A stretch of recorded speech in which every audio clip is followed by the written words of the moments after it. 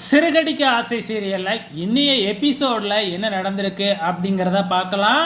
So 2 group இப்போ எப்படியாச்சும் முத்துவை கோவப்படுத்தி ஒரு மிகப்பெரிய சண்டையை உருவாக்கணும் அப்படின்னு சொல்லிட்டு ட்ரை பண்ணிக்கிட்டு இருக்கிறாங்க. ஆனால் எதுவுமே நடக்க மாட்டேங்குது, எல்லாமே ஃபெயிலில் தான் போய் முடியுது. இப்போ நம்ம முத்து திரும்பி நின்று ஃபோன் பேசிக்கிட்டு இருக்கும் பொழுது பார்த்தீங்கன்னா, திடீர்னு ஒருத்தன் முதுகு பின்னாடியே பட்டார்னு அடிச்சுக்கிட்டு, ஃப்ரெண்டு தான், என் ஃப்ரெண்டுன்னு நினச்சி தான் அடித்தேன் அப்படின்னு போய் சொல்கிறாப்புல. வேணும்னே தான் அடித்தாப்புல. முத்து அப்போனாச்சும் கோவப்பட்டு நம்மக்கிட்ட சண்டைக்கு வருவான் அப்படின்னு சொல்லிட்டு. ஆனால் முத்து இருந்துக்கிட்டு பெருசாக எந்த சண்டைக்குமே போகவே இல்லை. ஆனால் இதை பார்க்குற நம்ம மீனாவுக்கு தான் பயங்கரமாக கோவம் அந்த ஆளை பிடிச்சி திட்டுன்னு திட்டிடுறாங்க.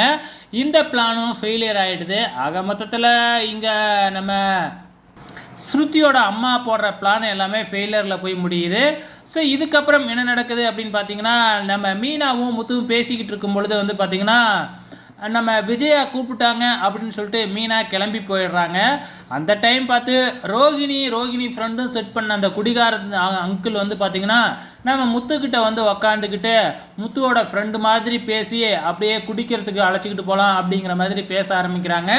இது ஒரு பக்கம் போய்கிட்டு இருக்கிறப்ப இங்கே நம்ம ஸ்ருதியோட அம்மா என்ன இன்னும் ரோகிணி இங்கே வரவே இல்லை, ரோகிணி மூத்த மருமக, அவளுக்கு தான் ஃபஸ்ட்டு சடங்கு செய்யணும்னு சொன்னீங்க, ஆனால் இன்னும் ரெடி ஆகலையா, சீக்கிரம் வர சொல்லுங்கள், நேரம் போய்கிட்டே இருக்குது அப்படிங்கிற மாதிரி சொல்கிறாங்க.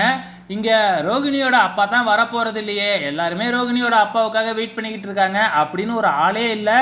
இப்போ என்ன நடக்க போகுதுன்னு தெரியல. கடைசியாக பார்த்தீங்கன்னா ஃபஸ்ட்டு ஸ்ருதிக்கு ஃபங்க்ஷனை முடிச்சிடலாம், அதுக்கப்புறம் ரோகிணியோட அப்பா வந்ததுக்கப்புறம் ரோகிணிக்கு ஃபங்க்ஷனை வச்சுக்கலாம் அப்படின்னு முடிவு பண்ணுறாங்க. வெயிட் பண்ணி பார்க்கலாம் நாளைக்கு என்ன நடக்குதுன்னு.